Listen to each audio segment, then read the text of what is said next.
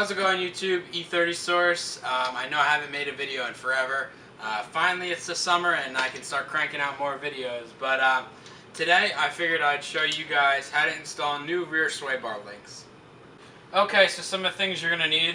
You're going to need your new rear sway bar links. I went with the originals. I just got to drive an E30 with upgraded ones. I just didn't like it. It just felt like it was a little too stiff. And it also squeaked a little bit. I guess the rubber inside is a little harder than the original.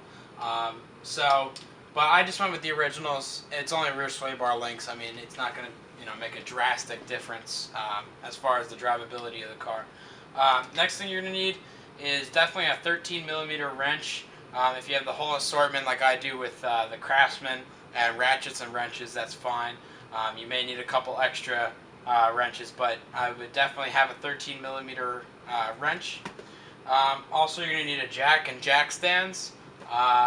You may need a gun to get off the wheel, or you can just use a little wrench or the tire iron that came with the car.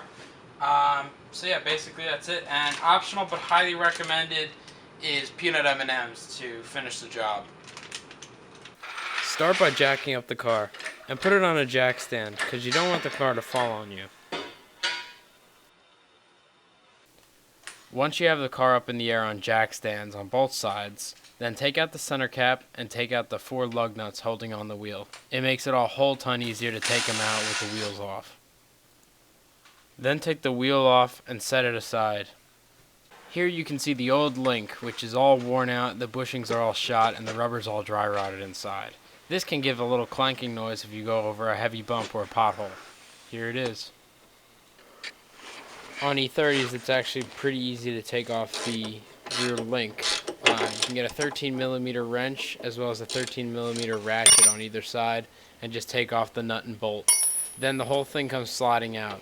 If it gives you a little bit of trouble, I would suggest spraying it down with like WD-40 or penetrating oil because it makes it a lot easier to pull it off the sway bar. Here you can see the new link sliding it on. I really don't know how I muscled it onto the sway bar, but it was a big fight. One thing I would suggest if I could do it all over again is I'd get a big pair of pliers and you just grab onto the back of the sway bar with it and you can press it on with the pair of pliers. It makes it a lot easier. And also spraying it down with WD-40 on the sway bar as well as the link makes it a lot easier. Once you have it on, then I would suggest sliding it into the bracket and put the bolt and the nut on either side pretty quick because it likes to move around and it'll like to slide back off the sway bar. But that's basically it to putting it back on. It's pretty easy. And in my case, I actually had to take off the little nut that holds on the bracket itself on the trailing arm. This made it a lot easier to put it onto the link, and I actually had to use a screwdriver to feed it through and make sure each thing lines up. But at that point, then I stuck through the bolt and the nut and it was good to go. Then I tightened it up with the ratchet and wrench, and basically I think the torque was like 50 foot-pounds. I didn't torque it, you don't really need to. Just have it tight enough. And I finished it up by putting the wheel back on.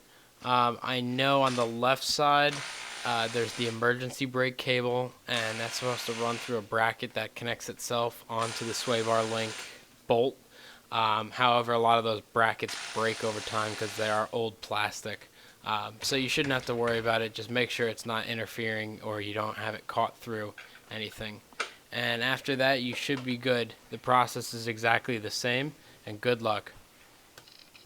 And I just wanted to show you a quick clip of the old versus the new. You can see the old, the rubber is just all dry rotted, and this is probably the originals of the car, so these things are 27 years old. And so, yeah, that's no good. And here's the new one. You see the rubber's basically brand new. It's a lot stiffer. It'll cause the car to feel a lot better going around a corner. So that's just a comparison. Thank you for tuning in to E30 Source, and stay tuned for the 20th video.